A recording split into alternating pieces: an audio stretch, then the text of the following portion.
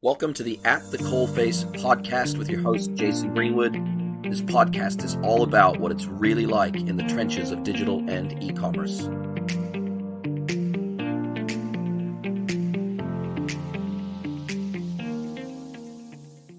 Hello, everyone. Welcome to the latest episode of the At the Coalface podcast. I am Jason Greenwood, your host for the day. And I want to welcome someone to the podcast who this is a very, very exciting podcast for me. I'd like to welcome David Wurtz from Charm.io. Welcome, David. Thanks, Jason. Happy to be here. Awesome. Well, look, Charm, I'll just describe Charm, and then you can tell me if I've got it right, and we can sort of kick off from there. Now, Charm is it's basically a SaaS platform that provides direct-to-consumer brand data and information. So you're like a brand aggregator in terms of direct-to-consumer specific brand information, and you target, I guess, primarily, and I did some poking around the website and sort of looked for a few direct-to-consumer brands that I'm aware of, and I sort of saw the information that you return back around those brands. And what I sort of tried to work out, or what I did work out, was that you target two primary, I guess, groups of people with your service. And that is investors. So someone who may be out there in the marketplace, whether they be a VC or whether they be a brand aggregator or something like that, they can find out information on target brands that they may want to invest in or buy and be able to sort of compare multiple direct-to-consumer brands side by side using your platform. And then obviously it's also a bit of a sales tool. So if you had a new platform that was targeting, let's say you had a new tech or e-commerce platform that was really suitable and targeted direct-to-consumer brands specifically, you could find out a whole bunch of important information about that as part of your research. You could find out a bunch of information around those direct-to-consumer brands before you go and approach and start your discussion and dialogue with those brands. Do I understand the platform correctly? You nailed it. That's exactly right. We're basically a popularity contest, measuring the success and growth of almost 3 million direct-to-consumer brands on Shopify and beyond. And investors use us to find their next portfolio investment, marketplaces to source new brands to sell, brand owners for competitive intelligence, and then largely sales teams that are working on their own SaaS products. You know, everything from 3PLs, shipping companies, web design agencies, ad agencies, any app in the Shopify app store really wants to make sure that they're selling their services to the highest potential brands on the internet. And there's quite a few of them, especially with Shopify lowering the bar for entry. And Charm really helps these companies identify their ideal target merchants and go after them. Fantastic. Now, this is not your first foray into the realm of product development. You've been a product guy for a long time. Obviously, you, I guess, in a former life, you've created a couple of physical products with Armor Mount and Dock Plus. You raised funds for Dock Plus through Kickstarter, which is an iPhone charging dock. You actually came out of Y Combinator as well. You've done stints as an advisor for Shopify, and then of course you've also done a stint with Google as well, where you worked on Google Drive.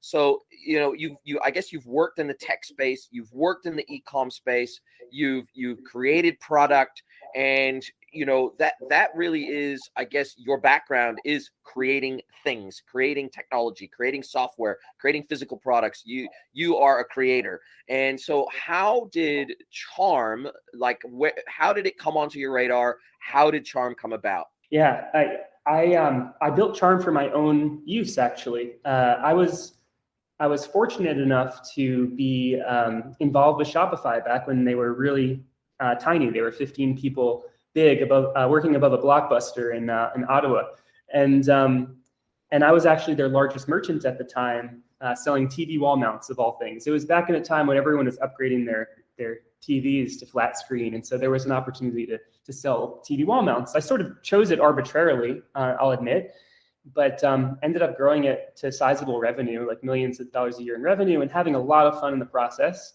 And I fell in love with e-commerce. And I fell in love with Shopify and ended up advising the company. And all of the learnings from being an operator in my e-commerce business about where to source customers, how to advertise, I was able to channel into helping Shopify grow. So I actually ran their ad program, the very first paid ads that Shopify ran, and had a lot of fun advising the team and brainstorming with them at the strategy of Shopify back in the earliest days. And now, of course, it's unbelievable. I can't believe how successful Shopify has been, not just as its company, but sort of kickstarted an industry, a whole new way in which people are making a living. And what's resulted, I think, is just this massive rise in these authentic, genuine brands online. And so years went by, and I wanted to get back into it after a bit of a break. We had a set of twins, and I wanted to be a good dad, so I put away my e-commerce side project. And but recently, maybe about 2 years ago, I wanted to get back into it. And I knew that Shopify had taken off in a big way. And obviously, everyone knew it at that point. And I knew that there were these probably tens of thousands of these phenomenal brands, but I couldn't figure out where they were. Like, maybe random stumbling on Facebook or Instagram, I would see an ad for a neat startup, but I really didn't feel like I had a good understanding. So, and I wanted to invest in other brands, and I also wanted to incubate my own brands because I had loved it years prior. That's sort of where the concept came from, which is like, let me go and scrape all of Shopify and then rank them, rank each of the brands on lots of different dimensions, like how much they're succeeding on Instagram, Facebook, TikTok, how much traffic they're getting to their website from Alexa, whether they have a wholesale program, whether they're leaning into spending more on advertising on Facebook. And we basically started stitching together the basics for the model that you see right now on the site, which is basically these composite scores. We have two of them. We actually have many scores, but the two leaders are growth score and success score. So growth score is an indication of how fast a company is growing across all of those dimensions. And success score is an indication of how successful a brand has been. So it's sort of like not the first derivative, rather it's just the value. So like a Nike is going to have a really high success score, and they might still be growing all right, but maybe an Allbirds might have a lower success score than a Nike, but they'll be growing faster. And so we allow for sales teams, investors, all those user personas we were talking about earlier, to go and find the brands in the sweet spot. Like, for example, I want to see brands that sell toothpaste, that are headquartered in London, that are growing rapidly, but not yet Nike sized, right? And so then you get this really fantastic list, and it's really eye-opening. I mean, it's I use the product every day because I'm actively investing in e-commerce businesses and tech, and it's really eye-opening because you can see all of the amazing success stories on Shopify and beyond. And it's quite fun. It's quite fun to browse and just see what people are up to in the industry. Absolutely. And one of the pages that I looked at on your website that I found super interesting was the trending page. And you've got sort of these three broad categories of trends. One is breaking out, brands that are rising quickly with significant momentum. One is potential breakouts, which is brands that are rising quickly, but it's still early, which I'm guessing that means that they perhaps have smaller traffic numbers, maybe don't have necessarily that big of a presence on social yet, but it is growing quickly. And then you have crushing it on Instagram specifically. And I'm guessing that's a combination probably of a well-established presence on Instagram plus growing quickly. So large number of followers plus amassing more followers very quickly. And like once you bring a set of these brands into your platform and you start following them, I guess you auto follow them effectively on Instagram. Do you connect to Instagram's API, or do you just simply scrape by going to those URLs and reading from those URLs what the follower count is from those accounts directly? Do you have some sort of, how do you typically connect to these platforms? Via API, or is it via some sort of smart, screen capture software that then translates it into data? Yeah, I wish it was via API. Unfortunately, a lot of the data we have or need for our algorithms aren't available via API. So we have a really sophisticated web scraping engine that's constantly running through looking for anything that's sold online. And once it finds something that has a shopping cart, it digests all the information. It grabs the product information, the product image, and then we actually have about 800 million products that are in our product database. And we attach those products to the brands that sell them. And that's actually a really interesting problem, by the way, because a lot of products are sold across multiple stores. And so we actually deduplicate the products based on computer vision and natural language processing and have a whole really interesting algorithm there. But what comes from that is an understanding of distribution, right? So if a brand is being sold on 10 stores last month and 20 stores this month, we know that they have some wholesale traction. And that's actually one of the contributions of growth score and success score.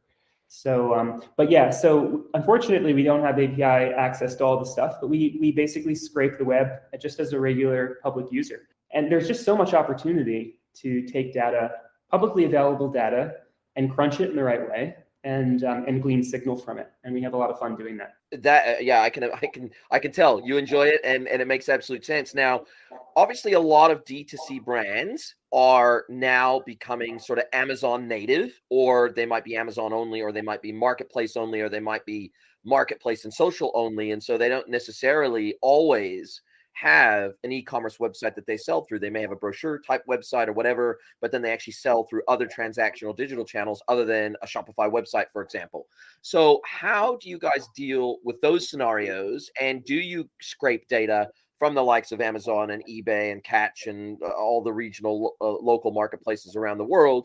Or are you primarily focused on direct to consumer brands that sell via their own website? Yeah, I would say our focus has been on companies that are selling direct on their own website, but we actually do scrape Amazon and connect the Amazon store to the brand's own first party store, and we use Amazon review velocity to understand their revenue in that channel, and we use that again in the composite score, growth score, and success score. But it's not our focus. Shopify says they have over 1 million stores on their platform. I think the latest number I heard from Amazon is they have 2 million sellers on Amazon. So there's a lot of Amazon-only merchants that we do not index, and we could, and that's actually something we'll probably do at some point. But really, what we've been focused on are these fresh and authentic brands that are on their own sites, and these are oftentimes not sold on Amazon. It's an interesting choice that brand owners have to make these days about whether to participate in the Amazon ecosystem. There's some brands that are thriving without participating in Amazon, and it's a bit of a double-edged sword. You don't get on Amazon, you don't get customer data back, right? Amazon owns the customer, which is a bit of a risk if you're trying to grow a brand. There's also a risk that that Amazon will use your data against you and compete. And that we've seen that. Actually, Allbirds had that problem.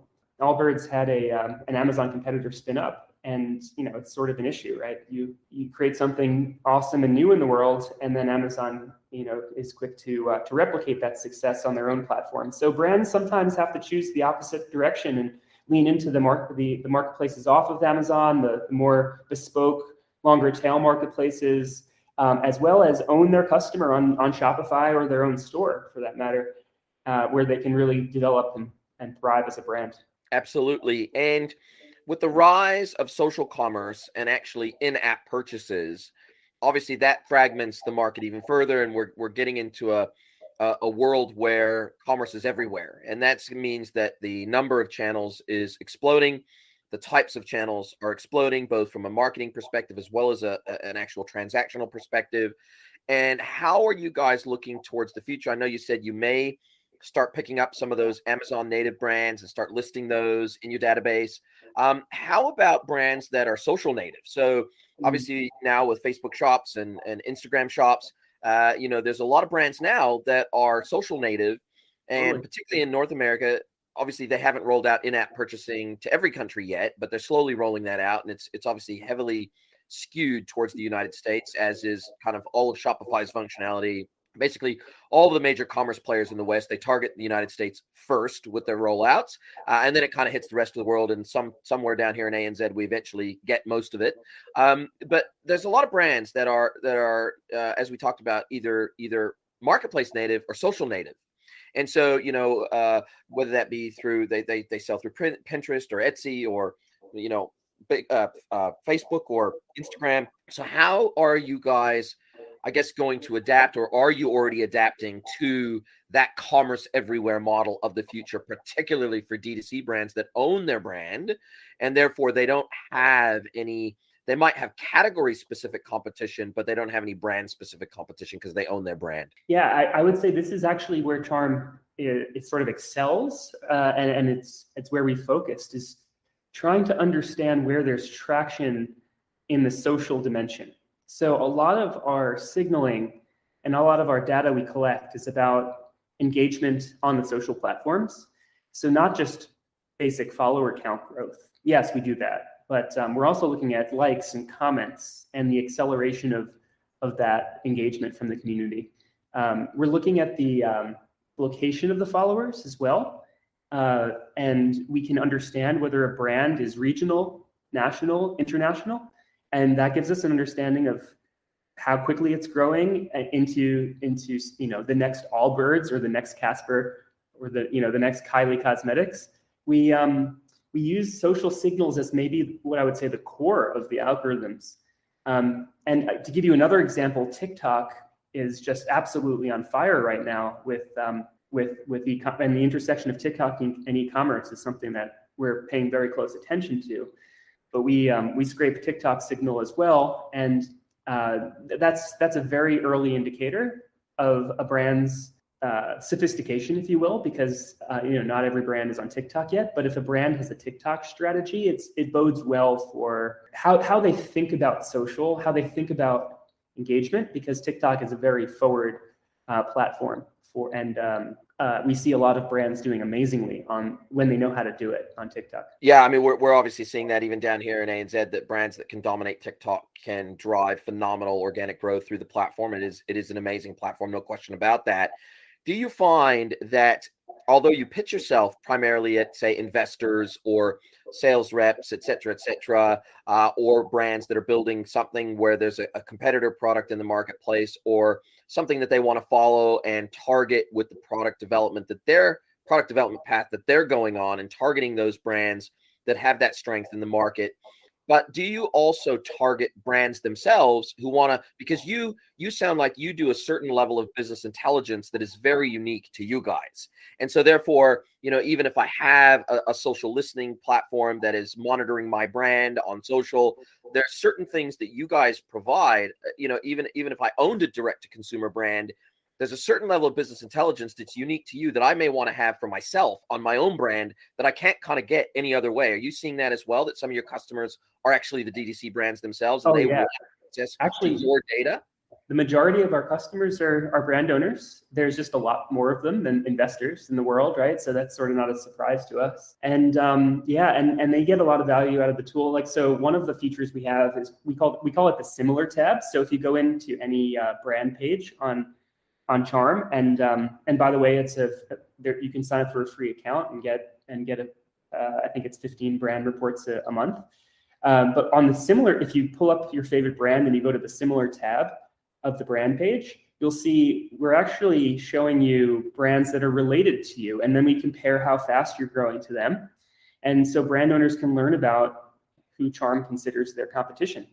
And oftentimes brand owners realize a whole set of opportunities, maybe ancillary, new product lines or new opportunities. We actually have people also like, to show folks to show brand owners brands that are liked by the same people who follow them, to follow their brand. So for example, if I'm Allbirds and I'm checking my Charm Allbirds page, then people also might be other brands that sell wool runners, wool shoes, and in fact there are a few. They do things slightly differently, but the point is that if you follow the people and you look at the overlapping followers on the social networks, it actually leads you in really interesting direction, and you can understand what your demographic likes. So maybe Allbirds just launched a clothing line, but like as a case in point, folks that buy Allbirds and follow Allbirds on Instagram might also be following Lululemon and the like Lululemon. So they could glean that information from the Charm Similar tab. And in general, I think, another thing I'll say is most e-commerce entrepreneurs, and this is particularly true in the Shopify ecosystem, they don't just start one brand. They're starting multiple brands, because once you catch the e-commerce bug, you got the bug, right? And you develop a knack for this. You understand how to do, Facebook advertising, Google advertising, conversion rate optimization, Klaviyo setup, it's the whole list, right? Why not do it again and again and again? And so what we see is these entrepreneurs are sort of repeat entrepreneurs. And so then they have to be inspired by what to build next. And they actually, in some ways, they're sort of like acting like an investor at that point. And they use Charm to go find the next thing to incubate and be inspired. And that's the fun. That's probably the funnest way to use Charm, is to understand what's trending, just for inspiration, just clicking through the pages and seeing what is, like about a year ago, it was apple cider vinegar gummies. Maybe 18 months ago, it was magnetic eyelashes, and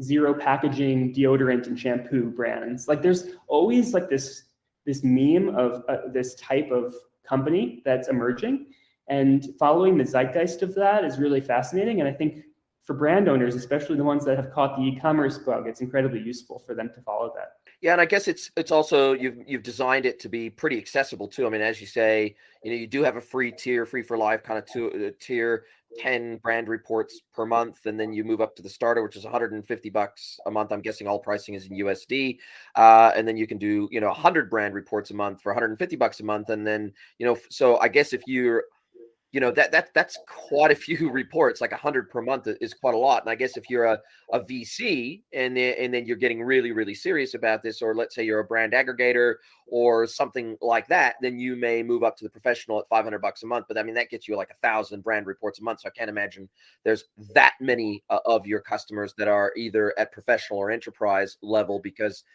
that really would require someone who's very actively investing in or buying and aggregating these brands. And so, I guess from a pricing and a tiering perspective, was all that kind of going through your mind when you came up with this pricing? It's like, hey, we have to have a tier that will suit, brands that just sort of want to have a little bit of competitive intelligence, and they're not going to be investing in these brands. We got to serve people that are, maybe small time investors that, they can't be spending thousands of dollars a month on a discovery tool, but we want to allow them to discover these brands so that they can invest in them. And then we have kind of almost like the professional VC class, right? Which, they need a lot of intelligence at their fingertips every single month. Right.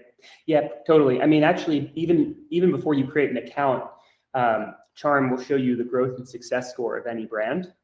And so we're trying to be a service to the community, and hopefully we can add some value and help people understand what's working and what's not.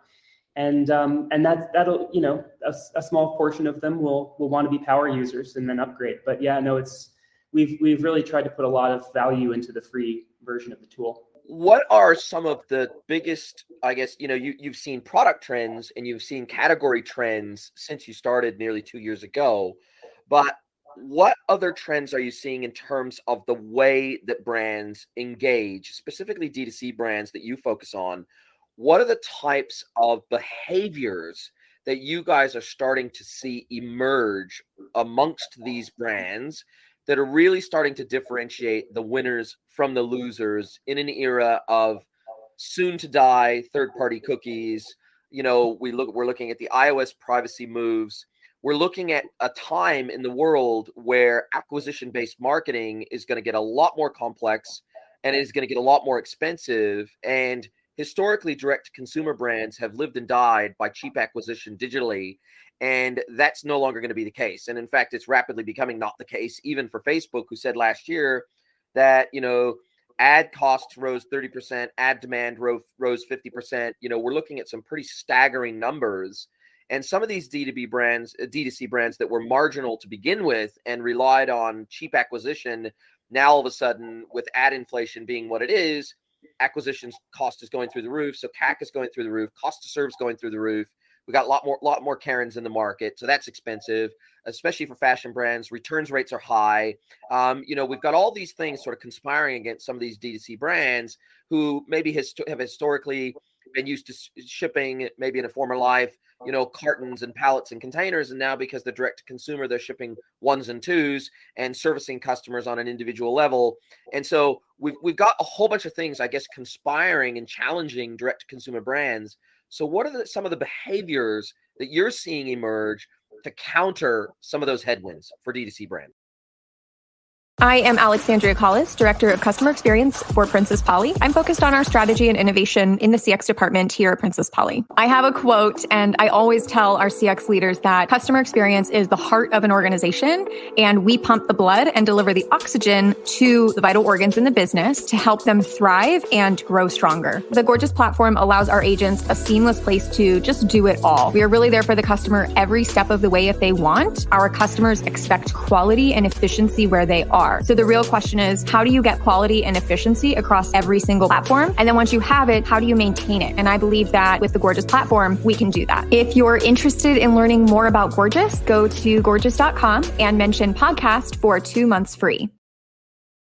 Yeah, I think it's particularly interesting time to think about the answer to that question, because COVID, in 2020, that was a very special year for e-commerce. I mean, Shopify saw a huge surge of new signups. A lot of people came into the industry to sell things online. Maybe they lost their job and they were trying to replace lost income. Shopify is all about the hustle culture, right? So it sort of was an opportunity for people to venture off on their own and start something. And a lot of stuff worked in 2020. Even though ad costs were increasing, conversion rates were through the roof starting in March last year. It was Christmas every day. It was Black Friday every day. It was insane. And actually it's still elevated, but things have tapered off quite a bit. And I think it's some of the errors coming out, and brands are starting to have to get serious. And some brands that never had the strategy down and they weren't running a smart business would be struggling right about now, when the sort of wind is coming out of their sails. And so I think the brands that are really crushing it are the ones that have such a deep connection to their audience and know how to engage them. They don't have to pay to reacquire the same customer 3 times a year, because their customer is seeking them out on all of the channels. And it might be that they're on TikTok posting fantastic content, or they're doing really awesome giveaways on Instagram. Brands can get really creative with how they engage their community, but that community belongs to the brand.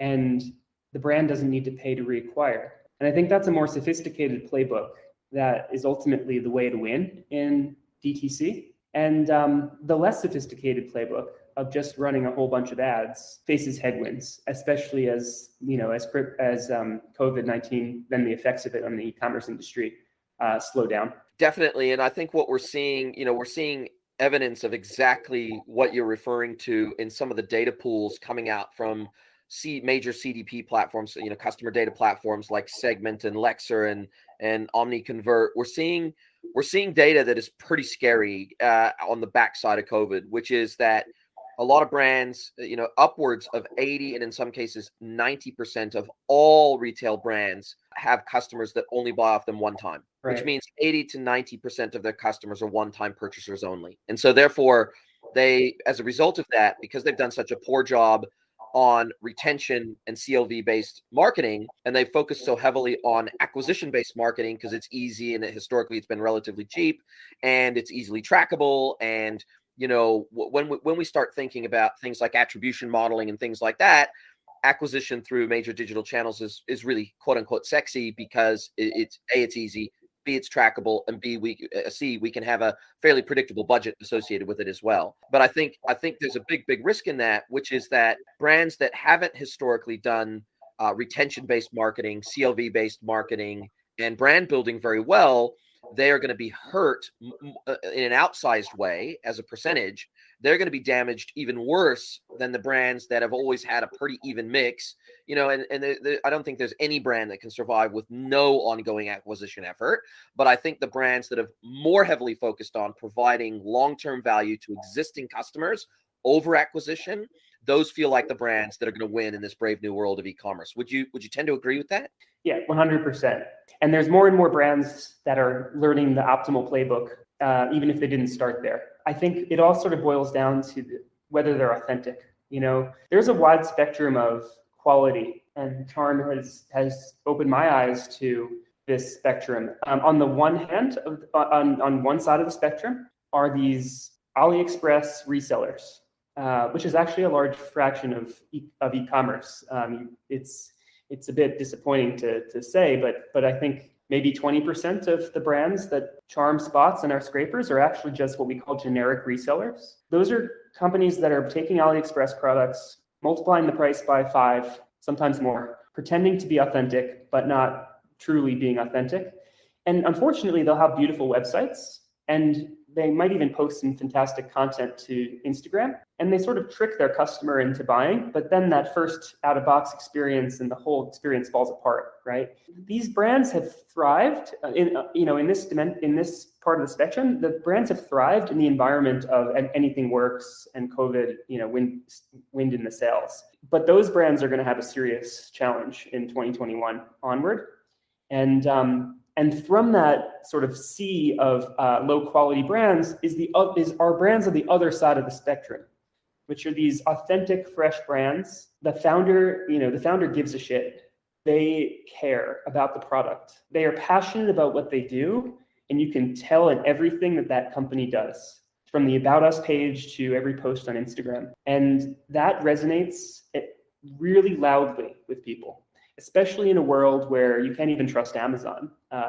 Like my wife, we have 4 kids, and so we buy a lot of stuff, and a lot of that stuff is bought on Amazon. Over the years, we have noticed that the quality of what we receive from Amazon has gone down to the point where we can't actually buy on Amazon anymore. So I think we as shoppers online are looking for authenticity. We're looking for people who actually have seen their product and have designed it and have curated it and stand for something. And Shopify and platforms like it are these melting pots, these boiling cauldrons of innovation. And from all of the stuff that doesn't matter, there emerge this small set of brands that are going to change how we shop. And I think I'm incredibly bullish about Shopify as a company, even after its meteoric growth to date, because I think this trend is only accelerating, and I believe it's the future of commerce. I can't imagine in 10 years that we as buyers are going to be happy with soulless, generically resold products.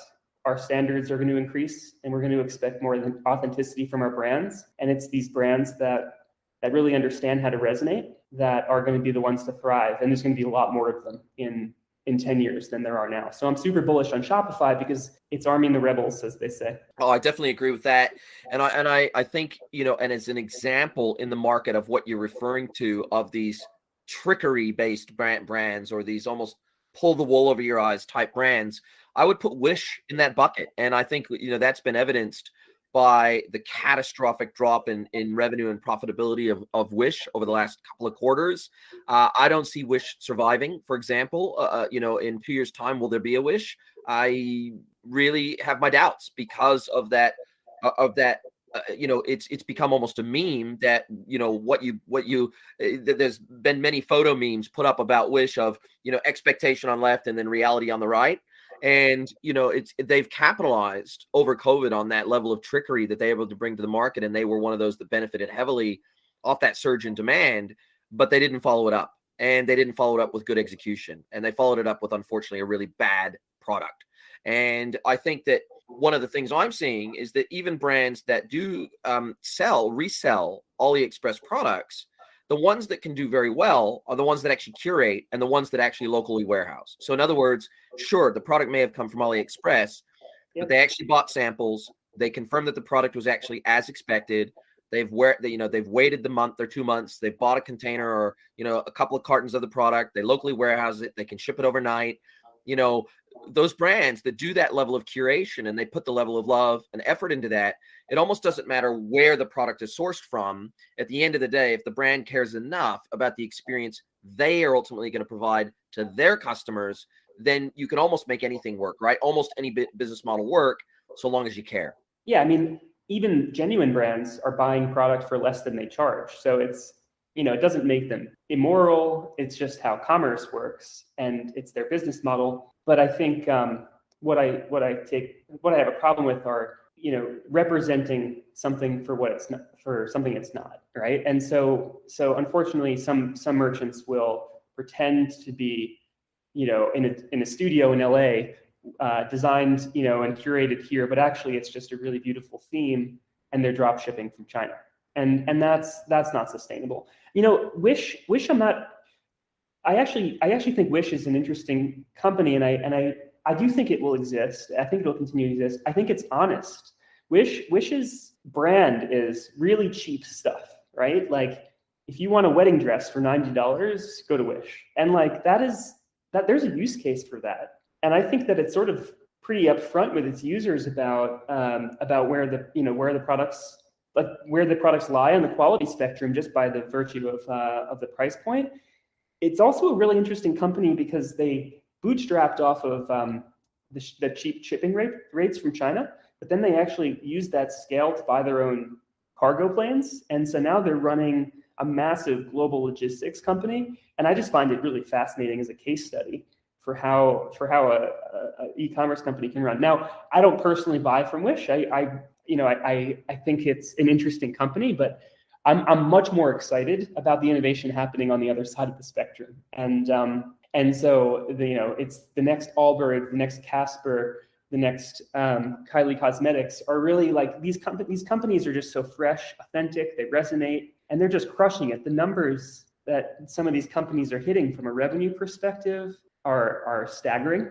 And a lot of celebrities and big influencers are getting into the mix, realizing this is a fantastic way to monetize their community. And they really enjoy, I think a lot of people really enjoy being behind a product. It's really fun to design a product for the real world.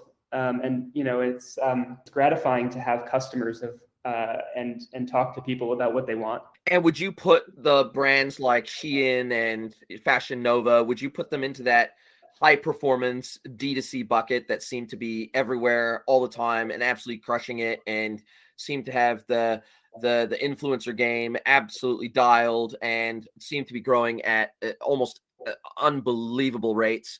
Shein in particular, I think is one of the largest companies. Technically they don't think they're a Chinese company, but I guess they are basically a Chinese company, based out of Singapore. So, it's a bit murky where they're actually based, but, growing, ridiculously fast. And do you think we're going to see more examples of brands like this moving forward as opposed to less, because they've kind of almost built the pattern, right? And a lot of other brands can look at this pattern and go, hey, if they can do it and they can do it smartly and they can grow at these kind of rates, then maybe we can too if we follow this pattern. Yeah, Shein is interesting. I mean, it's like we were just saying with Wish. Like what fascinates me about Wish is that it's an innovation in a business model where they basically they bootstrapped with a certain logistics network and then built their own, and now they have really cheap product delivered fast. You don't have to wait 3 or 4 weeks because they actually have a global logistics network, and so it's actually a really valuable service when you're looking for a deal. Shein and the other like fast fashion, sort of like Zara upstart competitors, they interest me and I think they're notable for the same reason, which is that they're showing us how fast you can grow when you really strike a chord. That chord is actually very similar to the chord that Wish strikes with its users, which is something that is, of reasonable quality for a super cheap price. And there's a huge market for that.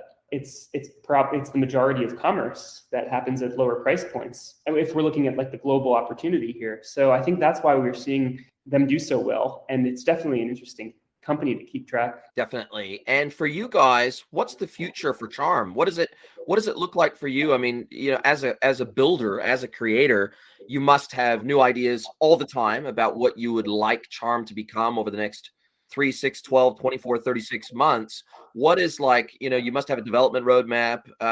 What does the future look like for Charm, and what does your roadmap look like, and what excites you about the future of D2C? Yeah, there's way too much stuff we want to do, and not enough time to do it. We're watching Charm become more and more used by the industry, and that exposes us to all sorts of incredible people working in brands, working in startups, building a Shopify app, awesome investors in the space, and there are customers, and so they tell us what they need, and that's a very fortunate position that we're in, because it gives us insight into where the industry's headed. And like one of the things we saw pretty early on was the Amazon roll-up, Thrasio style strategy. And so we see these things, and we just sort of put our ear to the ground and we listen to where our customers want us to head. There's an interesting set of new signals we're working on. We're looking at actually expanding what's fascinating is that the algorithms that we've built to rank the popularity of e-commerce businesses are actually more generally useful to rank the popularity of any website. And so we're actually expanding the market, and the opportunity to rank things outside of commerce is something on our roadmap. I'm excited about that because I think there's a huge opportunity to spot startups in general, not just e-commerce startups, but fintech, crypto, basically just understand success more generally, because I think like a lot of the things that we're looking for in an e-commerce company, like social traction, apply just as much to any company online. And so we're just now sort of getting a signal and tuning the signal for what that could look like. And it's not final yet that we would launch this as a product, but it's looking really promising and something that I'm personally really excited about. We're also, and this is a little bit crazy, but we just made an investment in a brand ourselves. Part of the motivation for doing that was so that the engineers that were working on Charm could understand what it was like in the driver's seat of a company. Because I think that magic happens when you experience it from the other side of the table, and you really know exactly what the challenges that brand owners face when they're trying to navigate through normal course of business these days. And I think that gives us an appreciation for what Charm needs to be, because it helps us understand, from the surface, when you look at a website or you look at social, you don't really have any perspective on that unless you've actually been in the trenches, right? And you have tried to get 20,000 Instagram followers. Like, that's hard. How do you get, a 2% engagement rate on an Instagram reel? That's hard.